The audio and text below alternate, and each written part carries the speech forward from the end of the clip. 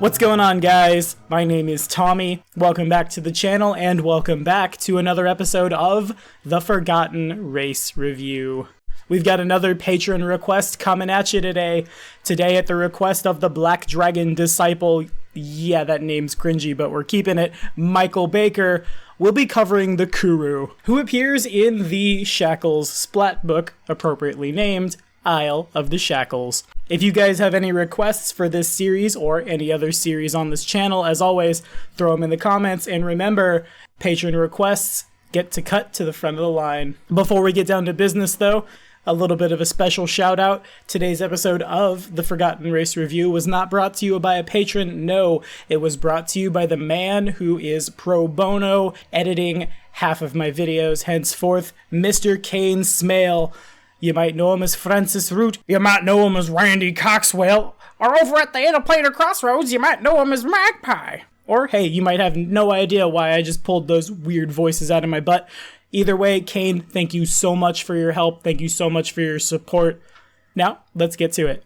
So, on planet Earth, Kuru is a very rare disease which is caused by an infectious protein found in contaminated human brain tissue. It's found among people from New Guinea who practice a form of cannibalism in which they eat the brains of dead people as part of a funeral rite. There is no cure for Kuru, and it is unfailingly lethal. So before we talk about the race in Pathfinder, real quick PSA from your friendly neighborhood YouTube channel, guys, don't eat your friends.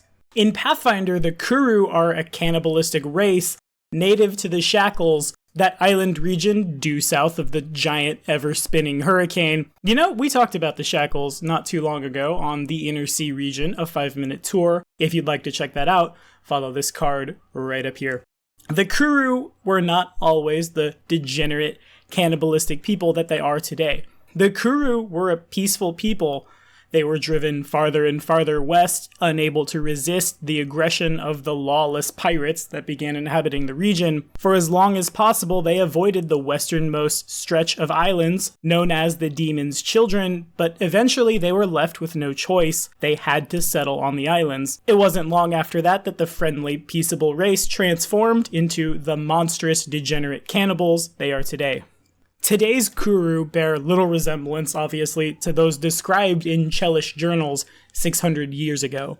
These guys live in settlements on the outskirts of Gulgan ruins, inhabiting the same type of grass huts that they used to. The majority of these settlements boast populations of no more than 50 tribespeople, and since so much of what these fearsome natives do takes place at night, or is hidden by the jungles in which they live, the first to come upon the islands where the Kuru live today did so in ignorance. They saw idyllic beaches and inviting deepwater harbors when ships failed to return from the Isles. The mishaps were blamed at first on unfavorable weather, but eventually a legless beggar in Quent by the name of Strong Arm Hicks escaped one of the Kuru's dugout canoes, claiming that he and his crew came upon what they'd believed to be an uninhabited ruin. They were surprised to find the native Kuru living in the ancient locale. Initially, they came off as friendly. The Kuru led Hicks and his companions to a flooded temple, where he watched the Kuru's foul god, the Blood Queen, a CR-23 outsider that also appears in the Isles of the Shackles book, eat his comrades alive. Many refuse to believe his outlandish tales, but few can argue with the scars he bears from that perilous journey, and ship captains harboring in Quent have almost completely ceased to travel to the Cannibal Isles, an appropriate name, since his return 50 years ago. Now, since the Kuru are, or were, essentially humans, I think for the age that they come of age, I think for their height and weight, we can basically just steal a human.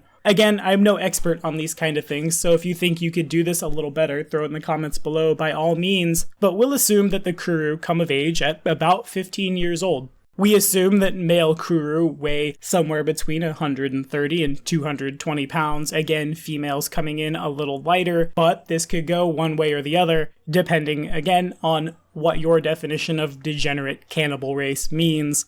Male Kuru probably range in height from a little less than 5 feet tall to midway through 6 feet tall, with the females being slightly shorter, though degenerate can both mean that these guys are withered away or that these guys are super buff. For some flavorful fun, let's use the orc's maximum age. I think that eating humanoids and living in the jungle serving an evil demon thing would certainly play a role on how your body ages. So I'm gonna say these guys get the max age of orcs. That is to say 40 plus 1d20 years. Now let's get down to the character sheet. A Kuru receives a +2 to dexterity and constitution, but a -2 to their intelligence. The Kuru are abnormally fast and hardy, but bloodlust clouds their thinking. Again, guys, don't eat your friends. The Kuru have low light vision, but they have light sensitivity, which means that these guys are dazzled in areas of bright sunlight or within the radius of a daylight spell. These guys have a bite attack that deals 1d6 points of damage and have 2 special abilities that only the Kuru get. The first is known as Blood Courage. Once per day, when a Kuru makes a saving throw against a fear effect, he can roll the saving throw twice and take the better result. He must decide to use this ability before the save is attempted.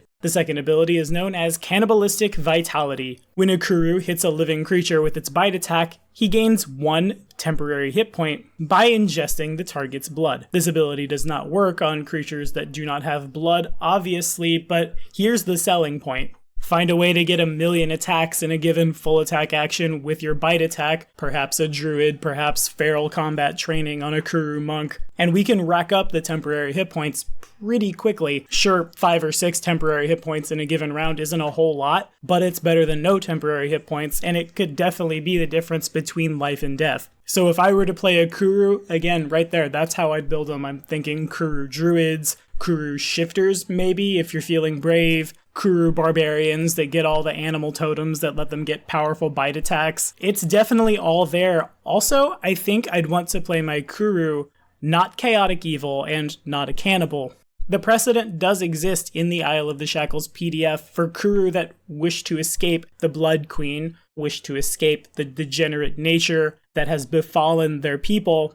And I mean, that's the adventure recipe, essentially, right? Some of us are doing it to rob some tombs, make some money, spend that money on magic weapons, and repeat the process forever. The Kuru's doing it so he doesn't have to eat people in the name of the Blood Queen. Also, I think that as an NPC is a really interesting concept because I, again, really like the NPCs that aren't your cookie cutter. Oh, it's an orc. It must be evil. Oh, it's a Kuru. It's here to eat me and sacrifice me to its creepy worm god. A party adventuring in the Shackles might run into something like a Kuru paladin, a Kuru shaman, anything of that nature that has escaped what it was and became something else, maybe stowed away on a ship where the cleric worshipped somebody like Pharasma or Sarenrae, and the experience completely changed their life forever and ever. Of course, if you'd like to play stereotypically, the Kuru do pretty well fill the role of the angry natives lost in the deep dark jungle or lost in the mountains, a la the Donner Party with some demons involved. And as far as your planet Earth cultures go, they can fill the role of a lot of things, really. I'm thinking the Aztecs, I'm thinking rip out somebody's heart, and there is a spell that does this. Eat it in front of your opponents, throw it at whoever has the worst fort saves face, make them throw up. Everyone's having fun. So what do you guys think about the Kuru? Have you ever played one? Have you ever adventured with one? Or is this one of the races that you hope might make an appearance in Pathfinder 2nd Edition? On the subject of 2nd Edition, don't forget, guys, 6 lucky subscribers to this channel will be running through the Doomsday Dawn adventure, the first ever published bit of content for the Pathfinder 2nd Edition playtest. I'm super stoked. August cannot get here fast enough. And if you'd like to learn more about that giveaway, follow this card right up here. Or maybe you'd like to invest in a Kuru monk who has a boatload of natural attacks to gain temporary hit points, and you'd like to, have him eat other PCs, in which case you have 2 days to follow this card right up here and enter our Pathfinder 1st Edition Send-Off Tournament giveaway. That's right, we're celebrating 10 years of a wonderful role-playing game with a tournament. A little bit of blood sport for maybe the Blood Queen, no, mostly